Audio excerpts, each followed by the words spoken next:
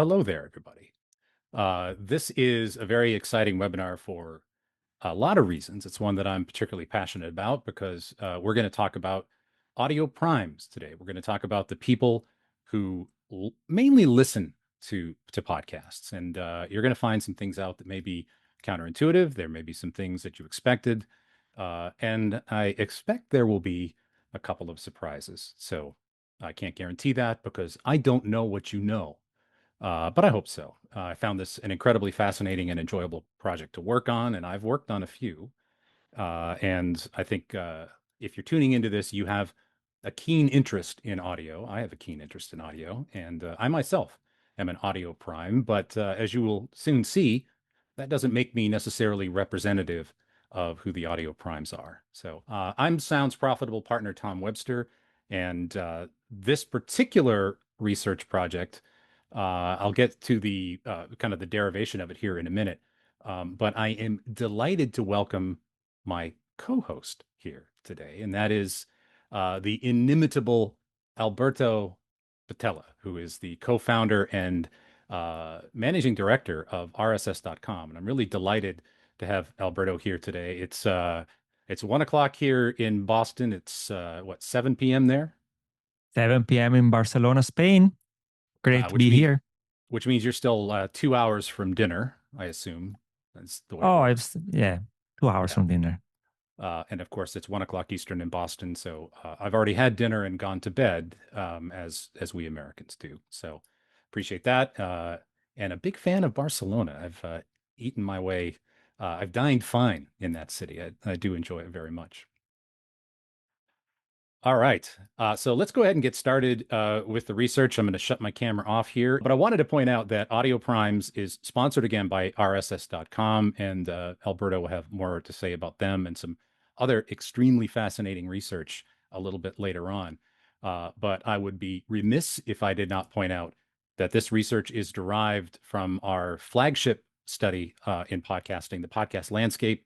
It's the largest podcast focused study in America. Over 5,000 humans take this survey every year.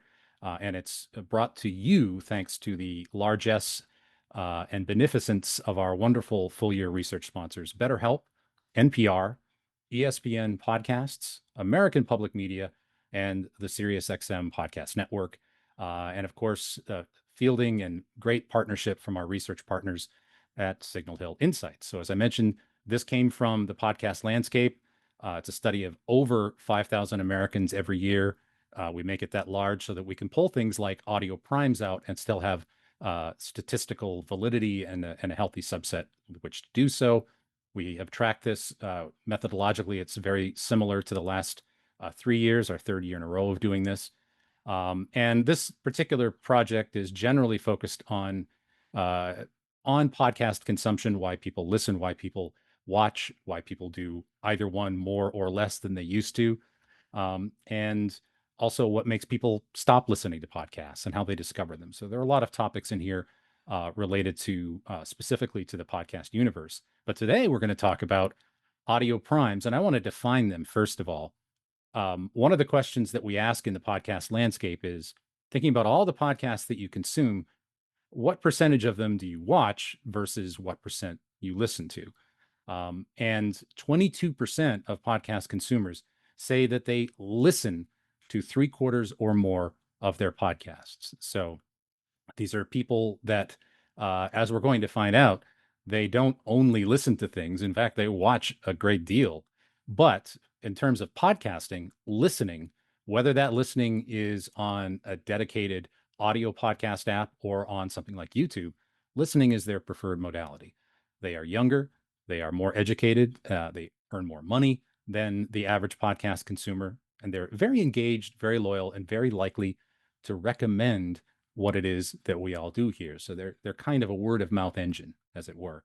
So let's start with a brief look at who they are demographically. And the first thing I want to share with you is something that I hinted at. They actually skew younger and not older. And I think there's a prevailing stereotype about audio primes or people that prefer to listen to podcasts. I want to point out that this is a preference, right? And the podcast consumer is not a monolith. It's not a monolithic term. It is not sort of a single viewpoint on a human. And in fact, just because an audio prime prefers podcasting through the earballs instead of the eyeballs, that's a choice. That is an active choice.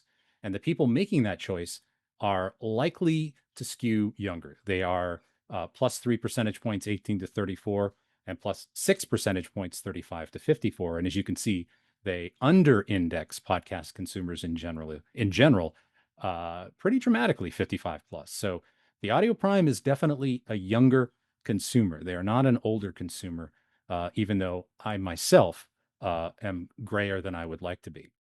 They're also a more educated audience than the average podcast consumer.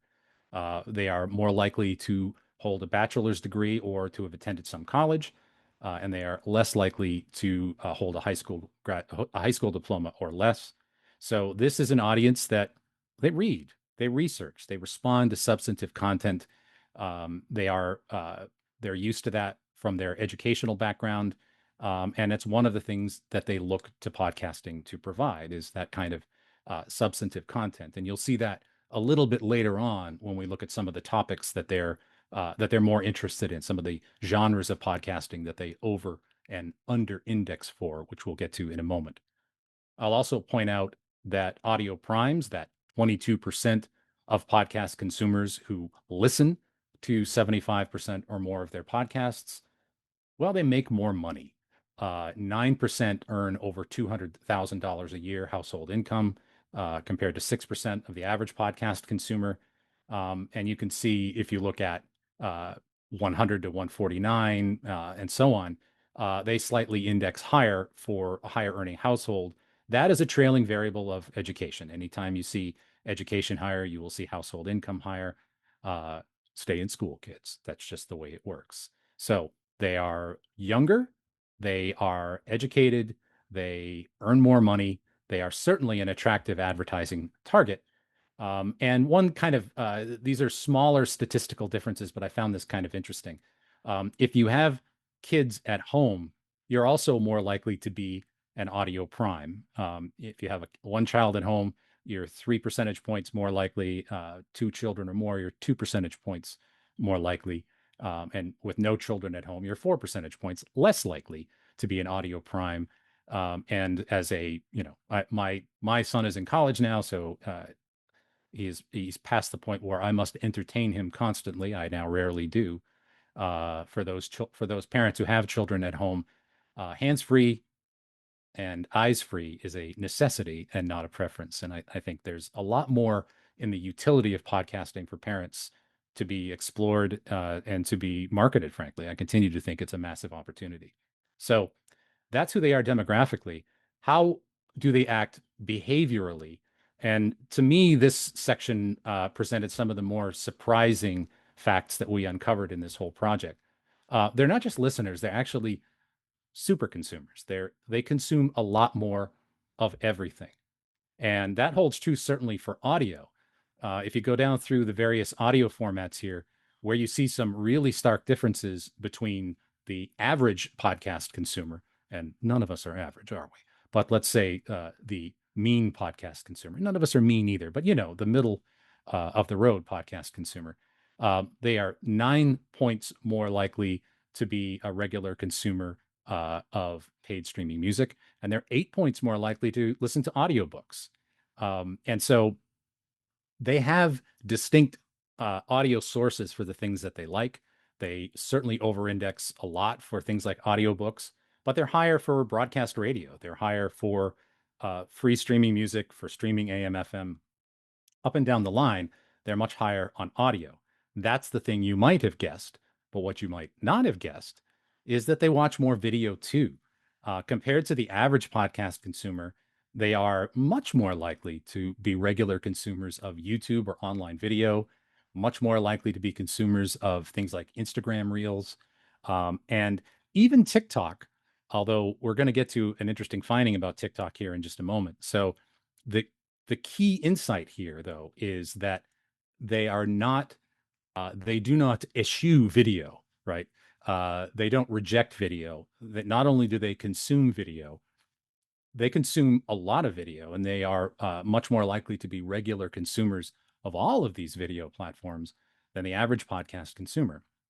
And if you're playing Sounds Profitable Bingo at home, I said eschew, which I ought to get 50 Webster points for it, as my ancestors authored the dictionary. So thank you for that. So they watch more video. And the insight to take from this is not that they're anti-video, but A, they consume a lot more of everything. They are making a conscious choice for a podcast. A podcast to them is a thing that you listen to. It is not the only thing they listen to. As I mentioned, they index very highly for things like audiobooks and streaming music. And they certainly watch a lot of things, but they're making a conscious choice. When I'm consuming a podcast, I want that directly into my earballs. I want to be consuming that. I want to be engaged with that, and I want to pay attention to it. So that's kind of the plot twist here. They're not avoiding video. For podcasting, they are just choosing audio to a greater extent. We had a look at some social platforms here, and I mentioned that we would have some kind of interesting insights about this. The social platforms that they're more likely to over-index on are things like Reddit and LinkedIn, right? They're platforms that are not necessarily lean back platforms in terms of social media that you just kind of scroll through and accept what the algorithmic lords feed us. They are much more conscious choices, especially in terms of Reddit. They're much more likely to choose platforms that are rewarding depth, that are rewarding curiosity, that are rewarding being in touch with the business community, perhaps, as we see with the LinkedIn. But they're not they're not less likely to consume things like Facebook and Snapchat. They are, as I mentioned before, they are over consumers of a lot of things, but they really index more on the platforms that reward depth over passive scrolling. So where is their attention shifting? Well, we looked at where the orange bars here are audio primes. The blue bars, again, are the total audience. We asked people over the past year or so, what are you spending less time with? And you can see they're spending a lot less time with Twitter. They're spending a lot less time with Facebook. But what are they spending more time with? They are spending more time with podcasts, as are the average podcast consumer. But that is absolutely number one in terms of all the media platforms that we looked at that they're spending more time with. They're spending more time with us, thankfully. And even though they are voracious consumers of things like Facebook, they are noting that they're spending less time with it than they used to. And one more thing about what they do and don't pay attention to, found this kind of interesting. What audio primes are sensitive to is not necessarily the quantity of ads, though, let me add quickly, please do not ruin podcasting with a quantity of ads.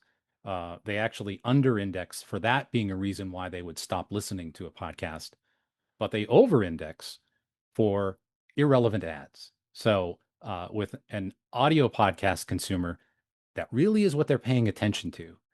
And when an ad does not quite sit right with the context, with the topic of the show, with the medium, they're a little more likely to notice that. And that is one of the things that they're more sensitive about, why they might stop consuming a podcast. So obviously, let's not stick too many ads in podcasts.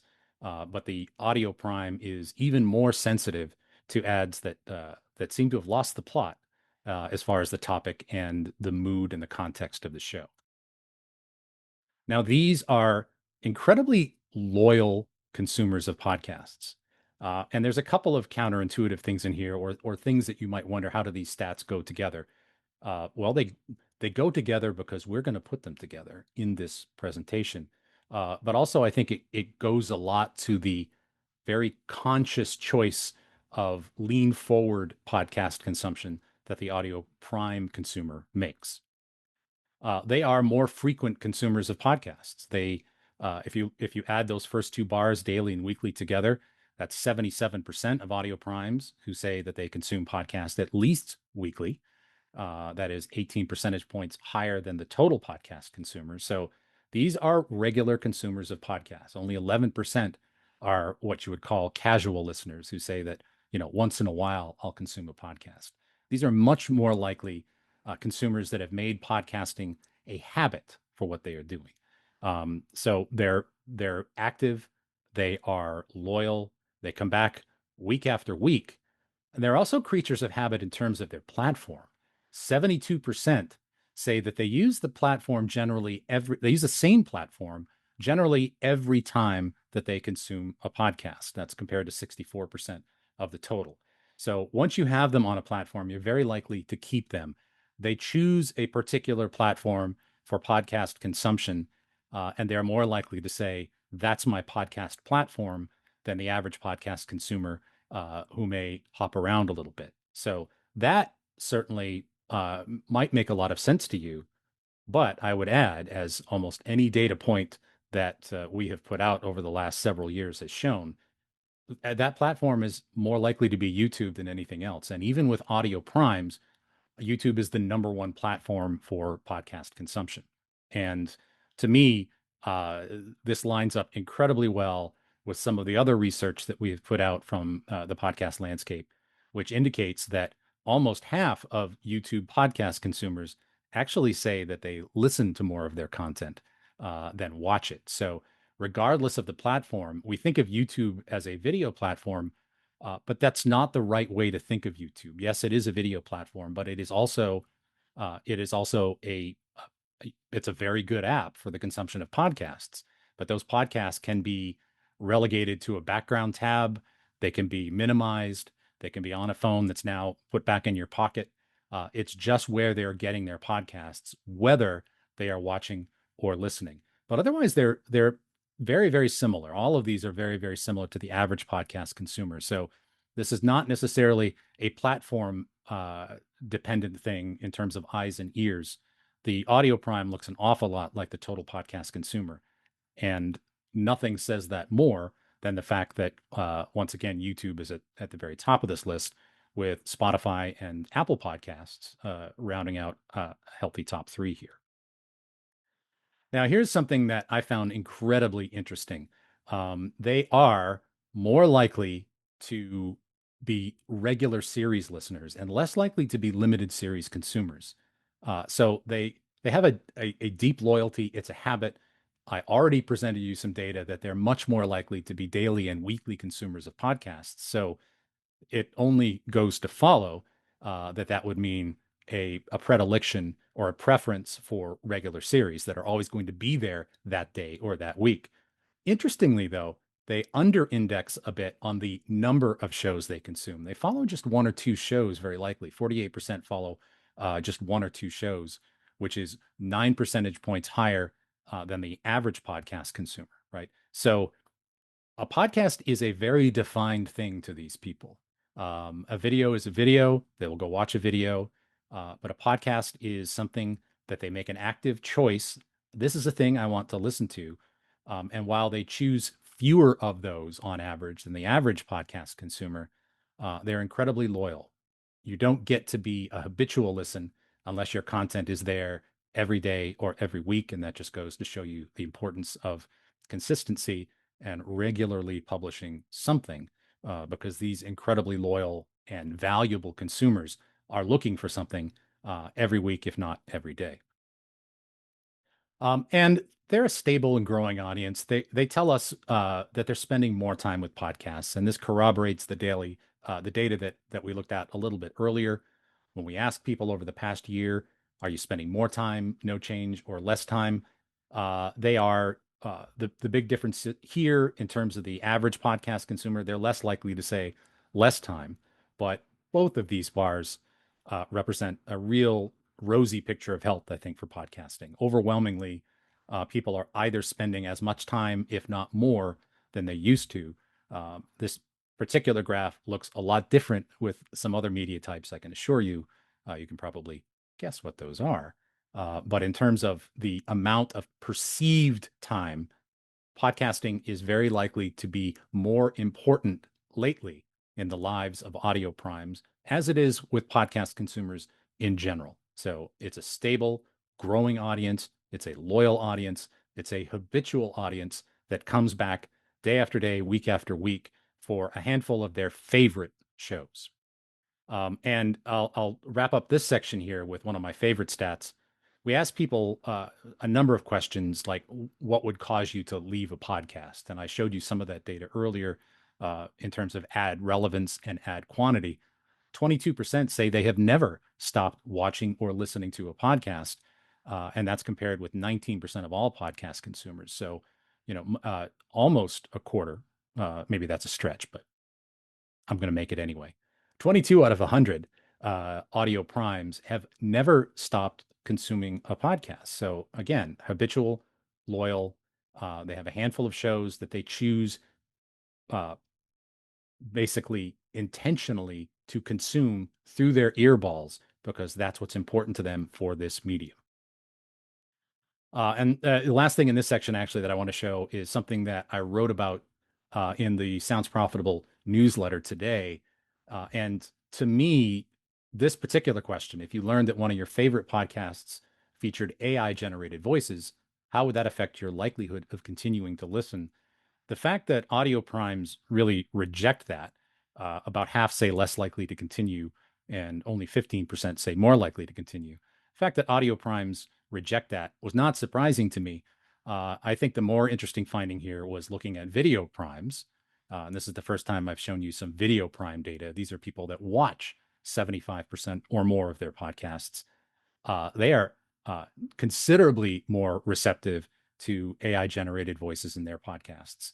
And I think a lot of that is because they have higher consumption of things like Reels and Shorts and TikTok. And if you have consumed any of those recently, you're very likely to have heard a lot of AI generated voices. And they're very clearly AI generated voices.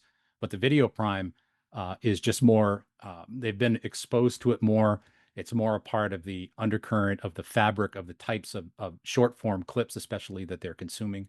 So they're not as likely to reject it out of hand, but the audio primes are much more likely to reject it out of hand because it's not what they're going to podcasts for.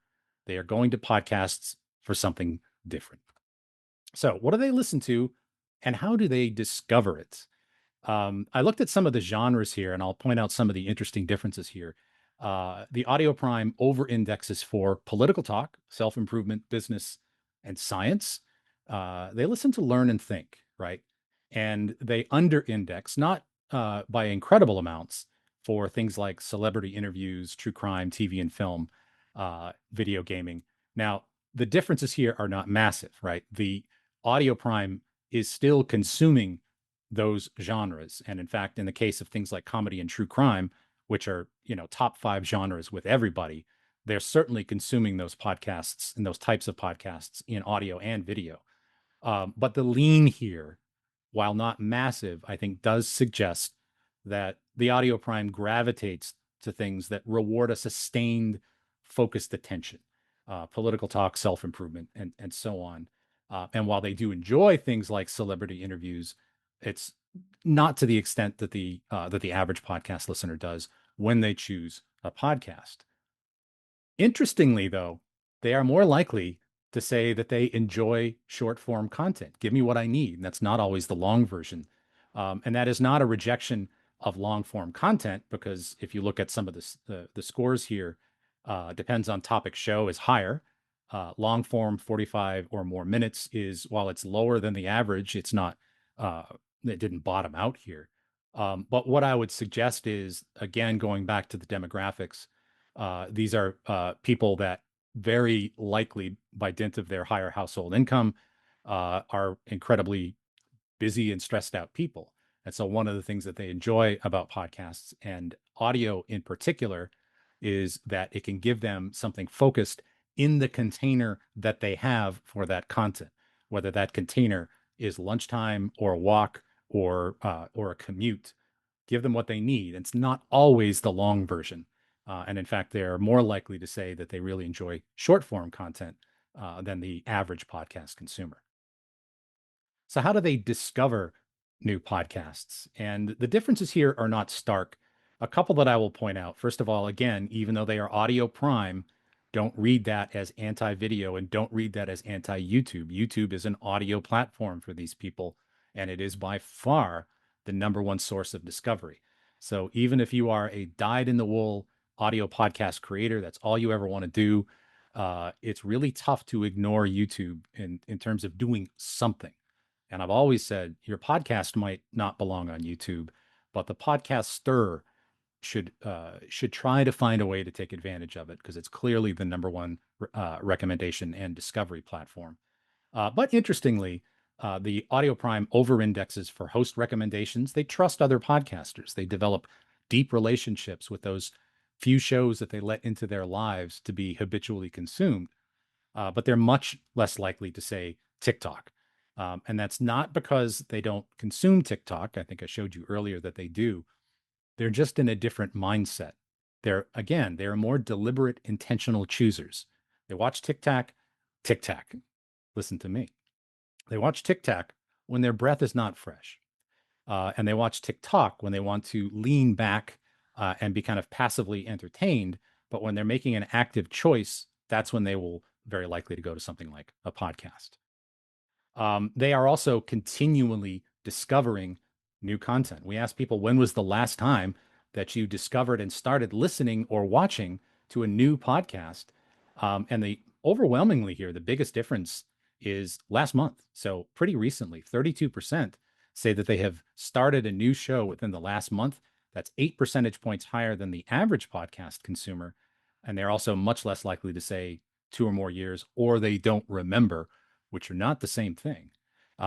These are people, again, who make active, intentional choices. So even though they are loyal and habitual, they are active discoverers as well. So, and again, given the role and the importance of YouTube in that, I think that, again, suggests using YouTube for its discovery purposes, even if your audio first or audio forward show is not consumed there. And in terms of recommendations, the Audio Prime consumer really is a word of mouth engine. They don't just listen, they spread the word, and they do so to a greater degree than the typical podcast consumer. So, first of all, let's look at the social network, the actual social network, and not the Facebook social network of podcast consumers. In their social orbit, they are much more likely to have friends who listen to podcasts, much more likely to have family members, acquaintances, and coworkers. All of these are significantly higher. And again, a lot of this just really has to do with some of the baked in demographics of podcast consumers who tend to have achieved higher levels of education, tend to have higher levels of household income than the average American consumer. And this is really just a concentrated form of that in terms of the social circles in which they circulate. They are very likely to recommend podcasts. If you add up the differences here with very likely and somewhat likely, they are much more likely to recommend a podcast to somebody than even the average podcast consumer, who I would point out is still very likely to recommend a show. 60%, in fact, of the average consumers say that they're likely to recommend a podcast to somebody else. But for Audio Primes, that figure is 71%. So they're evangelists. They are proselytizers, not in the cult way. I don't know, maybe it's a good cult, but they are certainly people that will spread the word. And we all know how crucial word of mouth is. These are people who circulate with other podcast consumers. They're much more likely to work with or be related to or fraternize with other podcast consumers. And they're very likely to recommend shows to those other people. They take recommendations and they give recommendations. It's a word of mouth flywheel, and the Audio Prime is much more likely to be on that flywheel. They're receptive to the recommendations that their friends give them, and they in turn give them back. So these are wonderful consumers, wonderful podcast consumers to court and to equip as best you can with the tools and the incentive to spread the word about your show.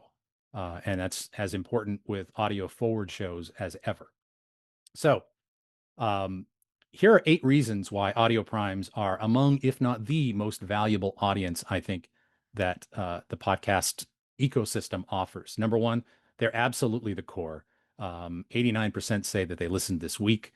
77% listen weekly or more as habit, right?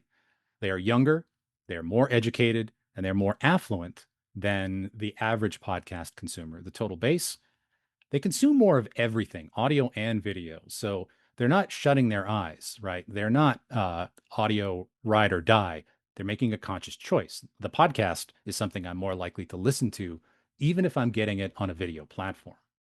They're a word of mouth engine. They will recommend podcasts to their family, to their friends, to their coworkers. They value ad relevance over ad volume. I hope people in creative and with brands are really hearing that, because podcasting offers you such an opportunity to provide relevant, contextually relevant, valuable messages that fit the shows that your message is being run in. They actively discover and try new shows. They may be incredibly passionate about the shows that they consume, but they do continue to find new shows to consume. They reward consistency. They're more likely to prefer a regular series. And again, that's just part of the habit and potentially the utilitarian benefits of podcasting, right? To be able to get the content that you want to consume and consume it in the environment or context that suits you best, which again might be on the go, might be in the car, might be while you're working out or otherwise walking. And then authenticity is really non-negotiable, and I can't wait to hear from Alberto on this, because he's really been fighting the good fight on this.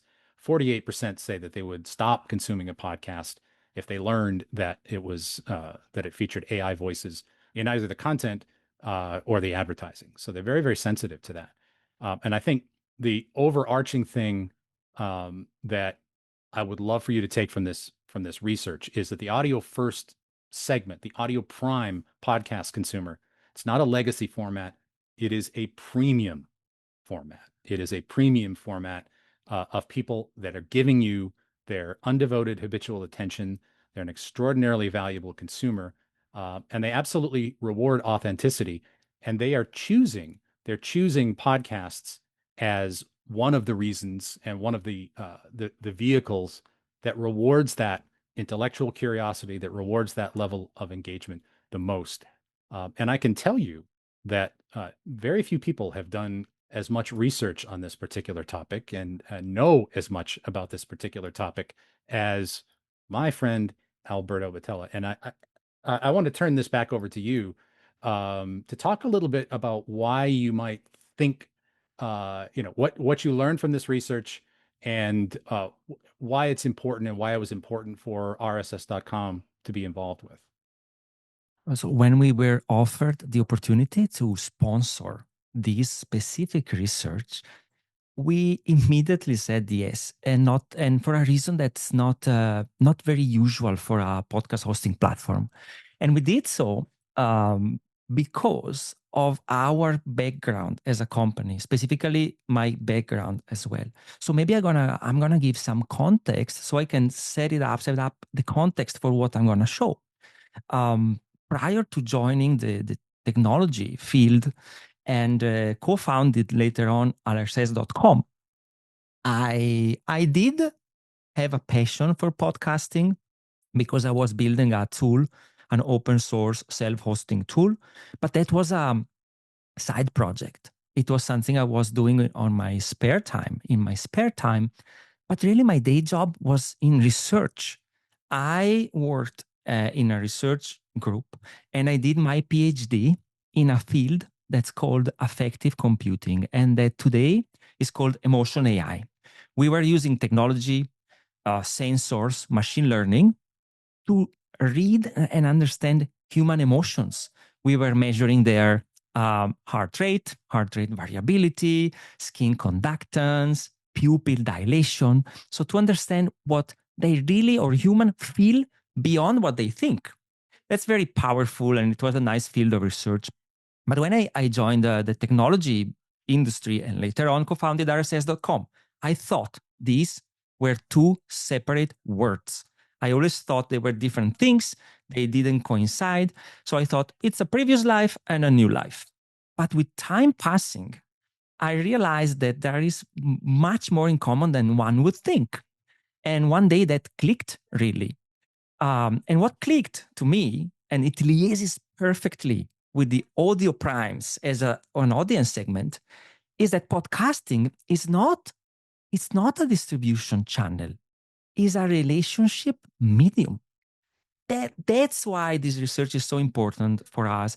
And when I was reading the data you collected, I was very excited because what was observed from the data can be corroborated and validated by decades of psychology and neuroscience. So that's what we're going to check now for a couple of slides, a couple of minutes, and hopefully we bring a different angle to the same topic, which for me makes it very strong. So should we open the slides perhaps and go to Absolutely. Should I do that? Maybe I will do that. Yeah, if you could do that. Let's see here. Yes, I just don't have the PowerPoint open. I have the power, Alberto. Here we go. Right. Oh, you have the power and the PowerPoint. Perfect. I do. So yeah. So just first of all, we said audio primes watch video. They use social media, but they choose audio when it comes to podcast. Why do they do that? So to explain that, there is a very nice research, a very nice study conducted in 2020 in UCL in London, where participants, over 100 participants, were presented an audio and a video story. And they were asked which one was more engaging. And most of them, almost everyone, said video. Video is more engaging. But what the researchers were measuring when conducting this experiment was really their physiology, their bodily reaction, their so-called parasympathetic system. So the system that reacts that you don't control, like your heartbeats or closing your eyes, So these kind of reactions are unconscious most of the time. And when you measure the physiology of the people who said that video was more engaging, what emerged is that their physiological signals, their body, had more intense responses to audio. That's very powerful. And this study has been published in a Scientific Report, which is a journal from the Nature group. So it's high impact factor, it's peer reviewed. It's not just a small journal or a secondary publication. It's a major publication. So this makes a lot of sense because voice and human voice has been the first relationship medium for 200,000 years, far before writing, grammar, let alone TV, radio, or social media.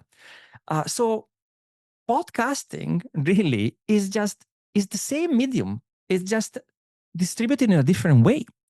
And the human brain, because of this long evolution, extremely long evolution, has a specific circuitry. We are wired specifically to interpret voice in a different way than other stimuli, like video. Okay. So when one listener or when the audience says they prefer video because it's more engaging, sometimes we confuse engagement as attention versus engagement as connection. So of course, if I watch a video, I can see the host's studio, the microphone, how they're dressed, how they gesticulate, like me. I'm Italian and I cannot stop. So you definitely capture attention, absolutely. But once the video is finished, that's it. Whereas audio creates a different bond or a more powerful bond because of connection.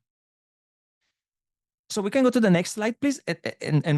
So this bond has a name. It started as a framework in psychology, a media framework, and it's called parasocial relationship. To be very clear, it's not just about podcasts and audio. It's also about TV and media in general, radio.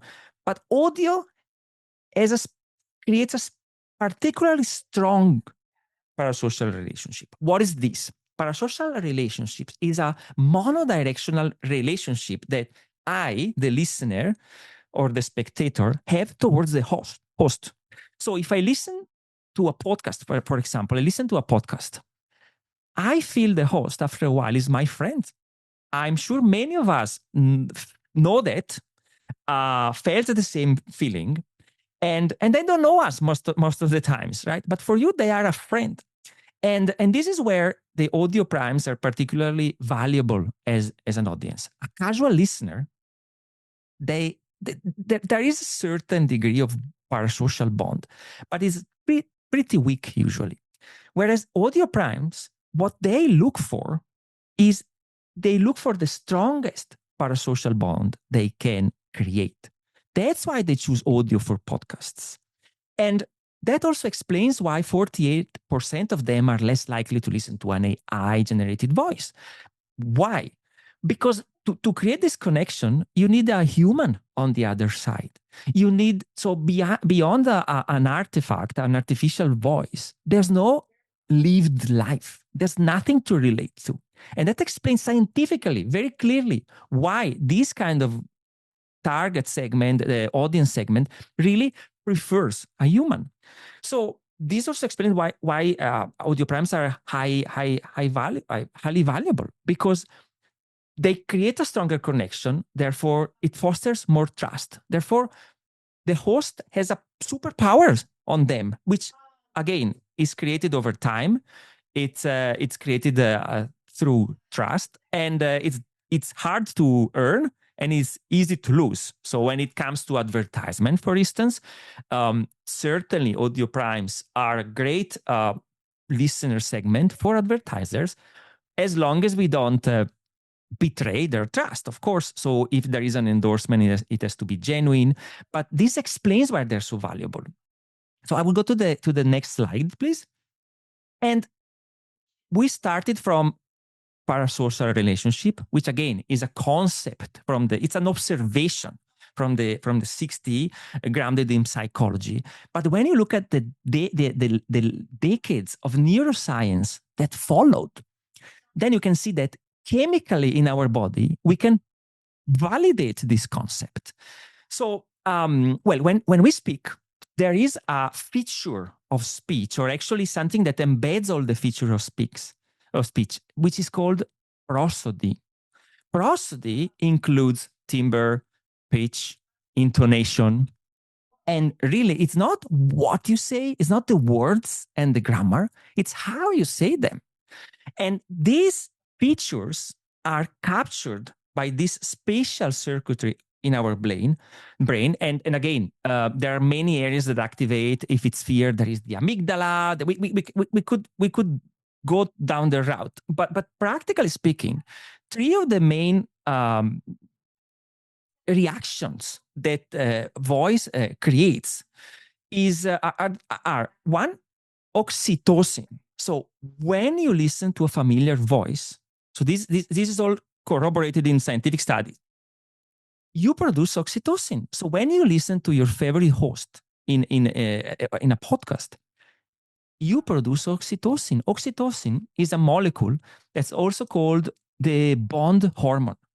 It's called the bond hormone because it's the same hormone that the mother produces in highest quantity when they are breastfeeding their child. So we produce oxytocin when we listen to our favorite podcast host. At the same time, the mirror neurons, so this is a circuitry, these are neurons that fire to mirror another human that's interacting with us.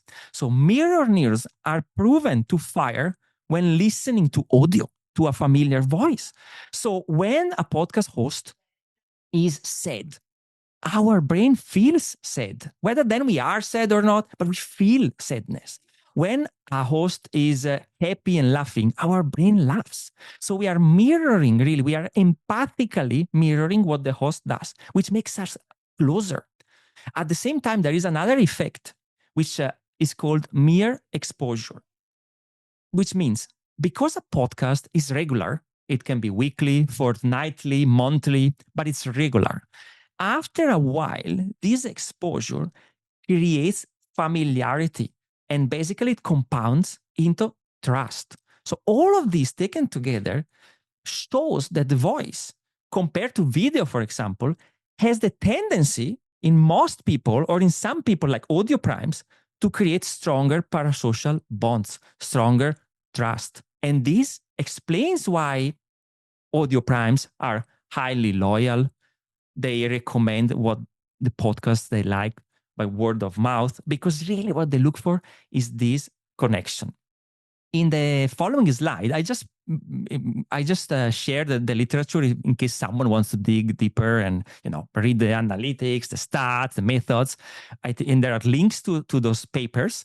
And I guess one takeaway for me, and again, this is not a competition between audio and video. Video has its place in podcasting as well. But a screen makes you a spectator. A voice makes you a friend. So a screen has so many stimuli, and you have different senses that compete for attention. So you still pay attention, but you may miss this long-term trust creation, or it may be weaker than just voice. A voice instead makes you a friend. So basically, when you watch a video, you are far. When you listen to an audio, you are sitting with that person, metaphorically speaking. Thank you.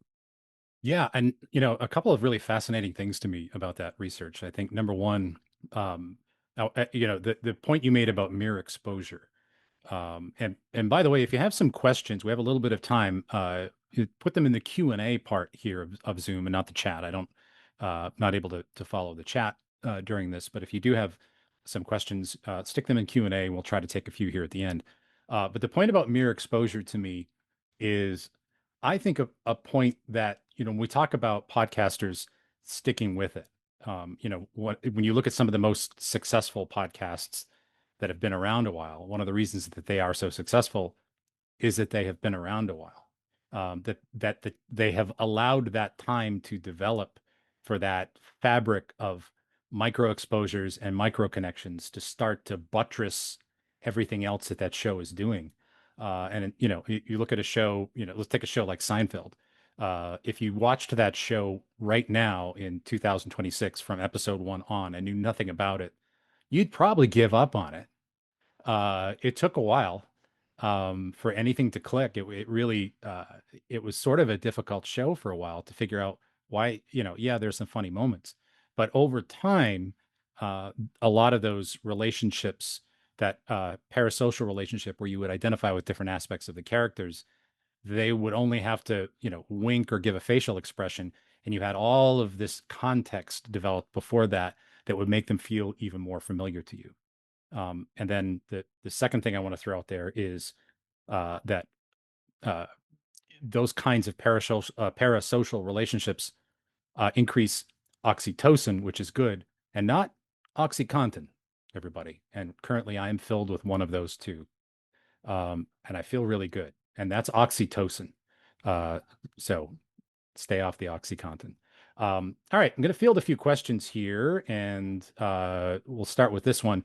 And I'll take this one. This is a real quick kind of research methodology thing, Alberto. With YouTube being one of the leading podcast platforms now, how does that affect Audio Prime research? For example, this is from Hussein.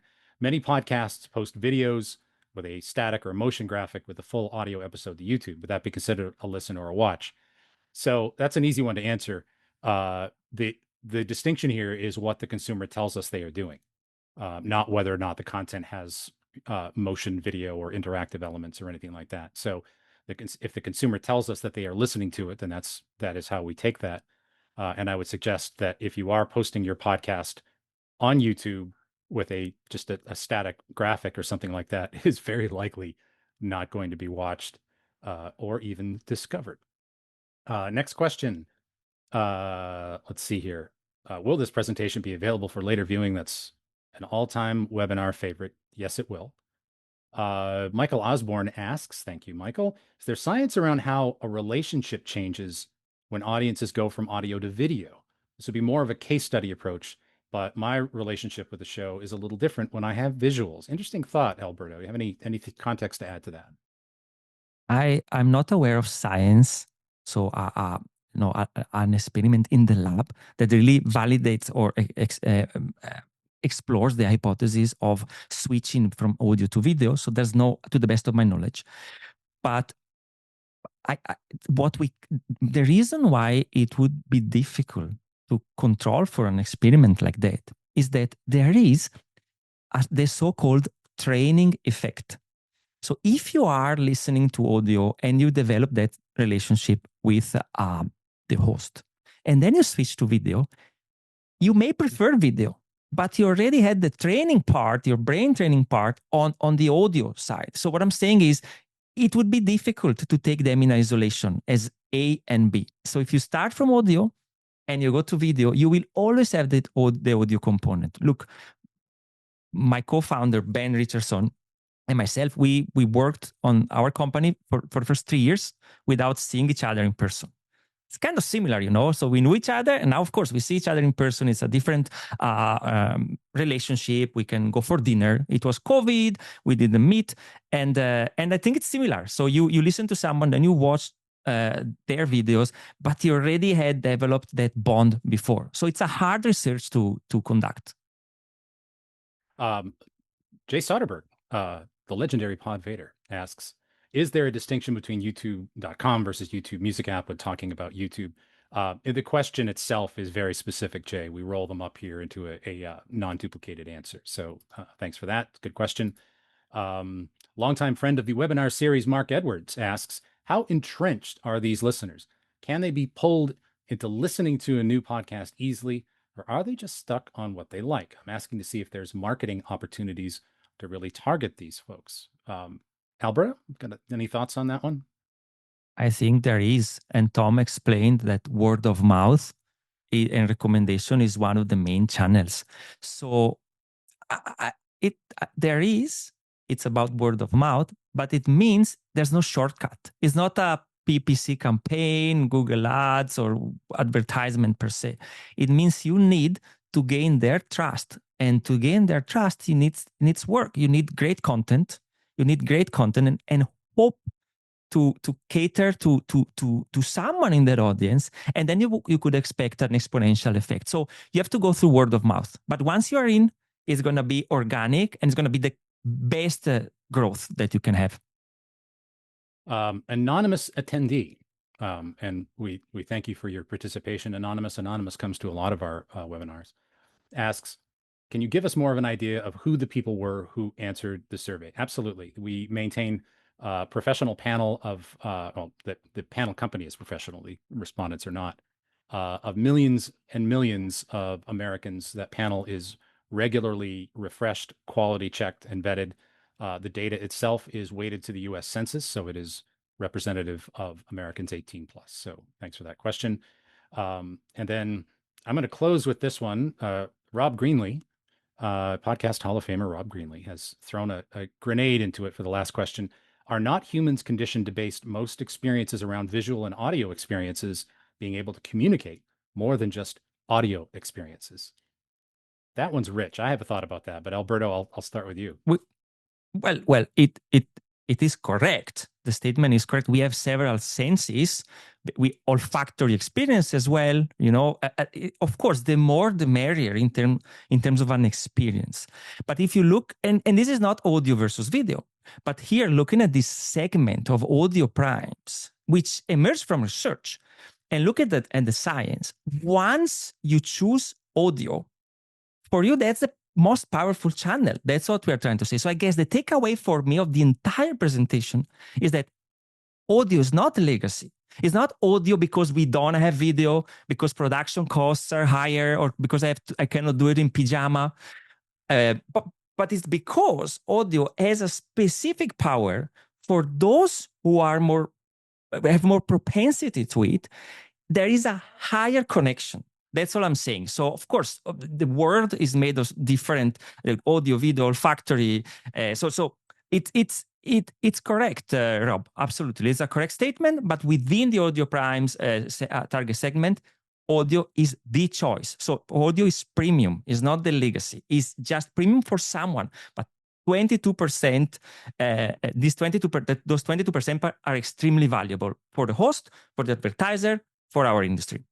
Agreed, and I think it's a false choice to choose between them when we both share all of those experiences. The one other bit of science that I'll throw in there is that the oral tradition certainly extends far before the invention of YouTube. And when we process audio, it tickles those little hairs in our inner ear and is directly transmitted to the brain as electricity. Whereas the things that we see enter our brains as electricity, get transferred to chemicals, and then transferred back to electricity before they enter the brain through the optic nerve. So I think it's only a difference of hundredths of a millisecond, but there is an emotional quality to what we hear, even when we're watching something. So it's a false choice. And with that, thank you for making the very not false choice of being here with us today. We absolutely value the gift of your time and attention. I want to thank you all for being here. I want to thank my team at Sounds Profitable and the great folks at Signal Hill for helping us put this research together. And Alberto, thanks to you and to RSS.com for making this, I think, really valuable research possible. So thanks again for coming. Thank you. And to everybody else, look for new stuff from us very, very soon. I'm working on a whole bunch of stuff right now, but was really pleased to get this one out. So with that, enjoy the rest of your afternoon.